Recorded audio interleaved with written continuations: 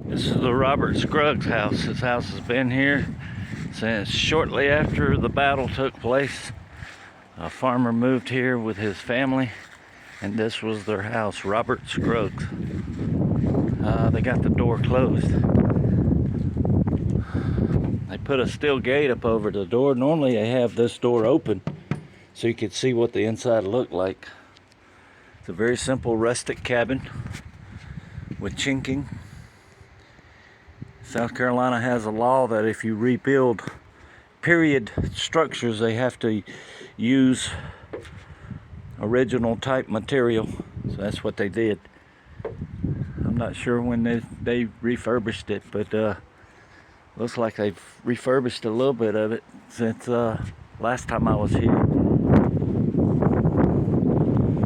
You see the rock chimney fireplace. Used to be all rock, and they got it closed up. They have this door closed too. Yep. Sorry to bother you. I can't believe they got the cabin locked up. Normally you can see inside there.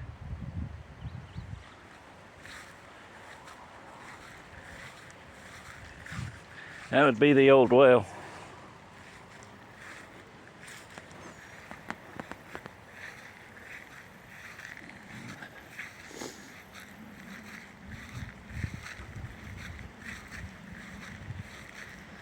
Some of you want to go off grid. There it is. That's about off grid as you can get. Simple one-room cabin with the loft. You see the little window up there. I'm sure they didn't have windows back in the day, so they probably had some kind of shutters or board they opened. Little door maybe they opened up, closed. I don't think a lot of houses had glass back in them days. You can see the wood shingles.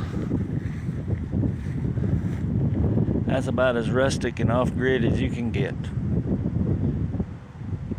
Robert Scruggs' house at Cowpens Battleground.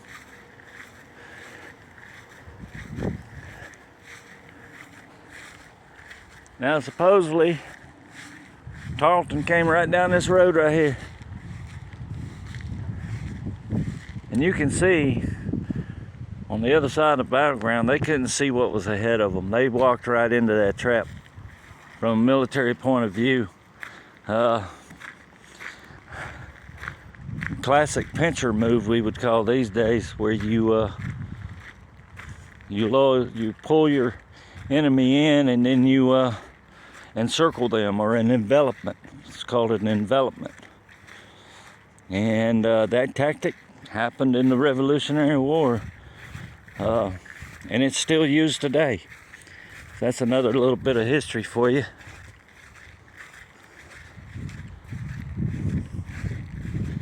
Now the main battle started up here about, I don't know. I took a picture of the first line and the second line, so probably 200 yards up the road from this little house back here. So now my sister lives just around the corner from the battleground, and she swears you can hear cannon fire over here. I've never heard it. She's recorded it, which really in the late evening, a 12 gauge shotgun sounds like a 2-inch mortar or maybe an old-timey cannon. I don't know. I mean, sound travels and is a lot louder at night. I don't know. I've never seen a ghost, but some people swear this place is haunted. And maybe I'll come out with a video that kind of dives into that end of it and see if it's true. The park closes at 5 p.m. You're not allowed in here, so I don't know, maybe I can get permission from the Department of Interior or U.S. Park Service. I don't know. It's worth trying. If you ask for nothing, you get nothing.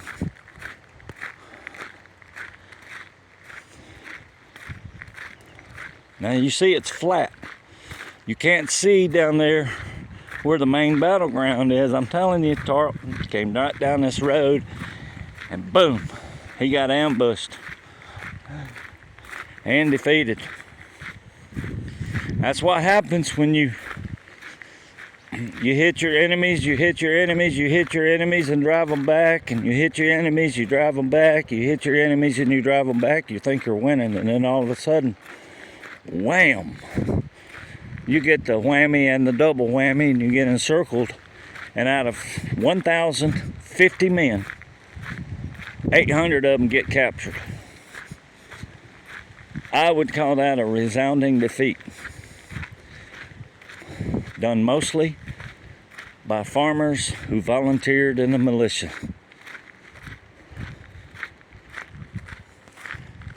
When you want something bad enough, you got to ask yourself, is it worth fighting for? Well, when it's your home, your livelihood, the land you've worked, your family, what are you going to do? Eventually you stand up and fight. It's sort of like, let's go back to the movie The Patriot, where Mel Gibson, you know, at first he tried to stay out of the war. He had already been in the French and Indian Wars.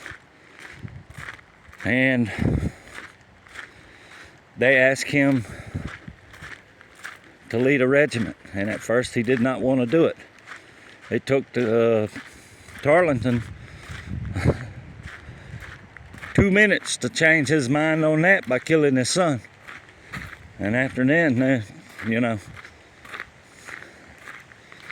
you anger a man to fight. You get to, you find out how big the bear is in the man.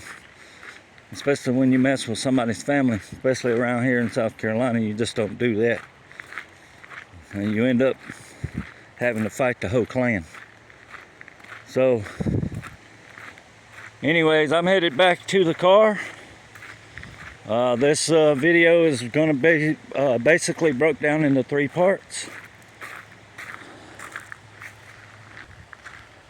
And I hope you've enjoyed it. I enjoy getting out. I've had good exercise today anyways, walking out in this heat. It's pretty hot today. But right about here, you see that little rise right up there in front of me. That's where the main battle took place. So you can see there's a dip in the road. So he came over this little hill right here and walked smack dab into a trap.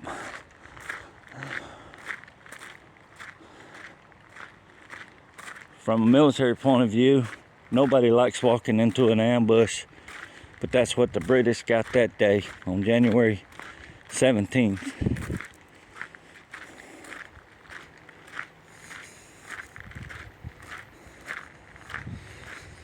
It took 13 years,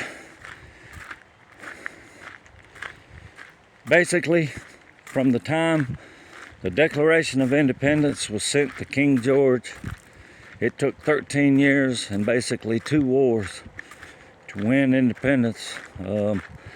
We celebrate 4th of July 1775 as our Independence Day, but actually our independence didn't come until about 1783. 13-year war. And we needed the French to do it. Now, where they at these days? You gotta wonder. But I'm sort of a history buff. I've always enjoyed, especially military history and battles. When I went to the Philippines back in the early 80s, I wanted to know about Corregidor and the Bataan Death March. So I took a tour of that. Maybe one day I'll be doing a YouTube video on Corregidor. Who knows? I'd like to go back to the Philippines. I'd like to go back to Kuwait. I'd like to go back to Saudi Arabia. I'd like to see how things changed since the war. The one place on earth I don't think I'll go back to is Somalia. it's still a lawless land over there. They still don't like Americans. And enough about that. So anyways, I get kind of emotional. I get fired up and I get emotional when I deal with history. See, I'm a son of the Revolution. That means somebody from my family fought in this war right here. As I said, my sister just lives about 2 miles away. My older sister. My younger sister lives in that town too.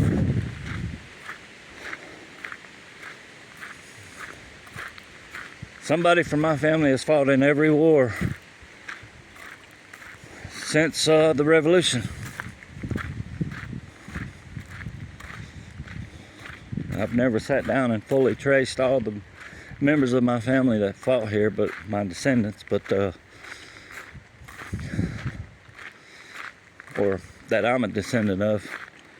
But my mother's dad fought in World War II on the USS Indianapolis. My grandpa. And I'll tell that story one day, but I never knew what ship he had served on or anything about his military service because he never talked about it. And then when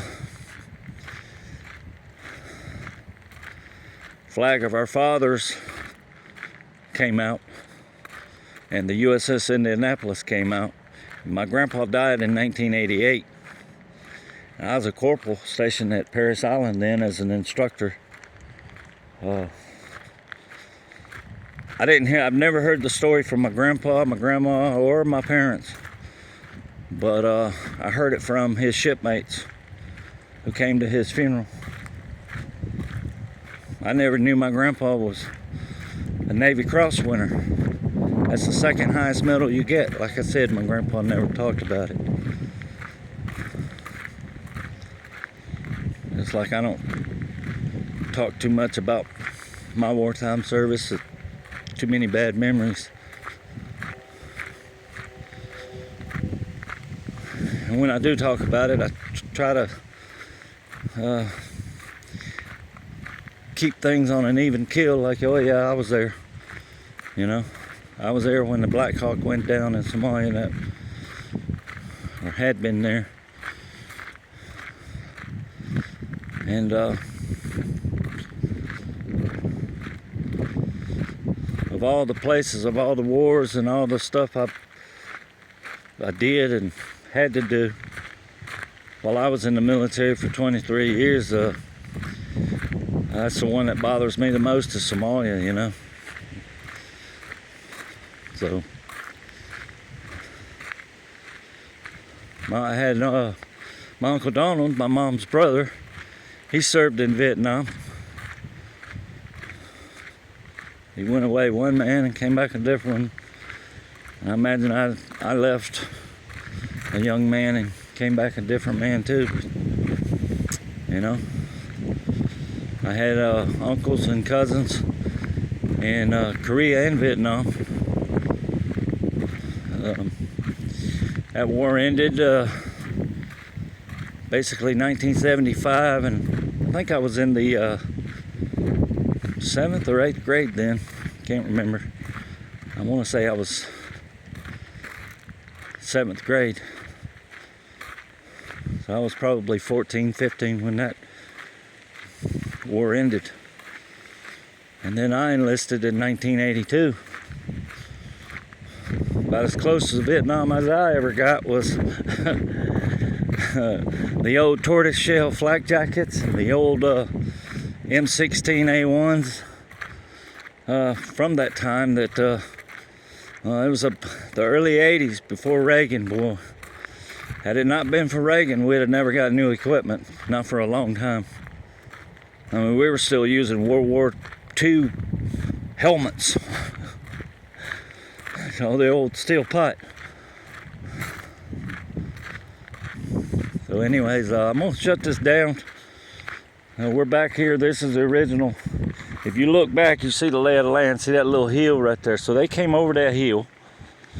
The first skirmishers line was right here where you see that dummy right there.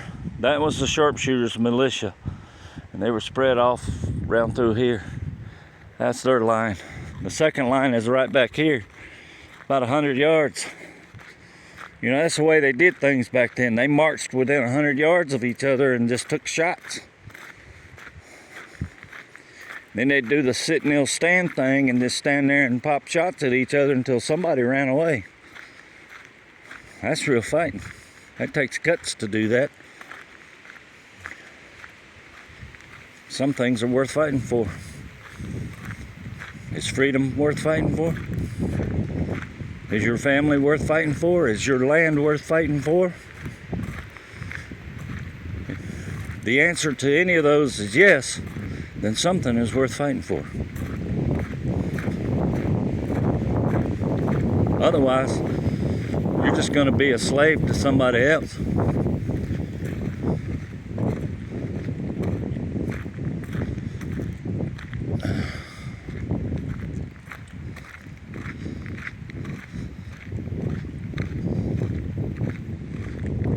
Y'all have a good day.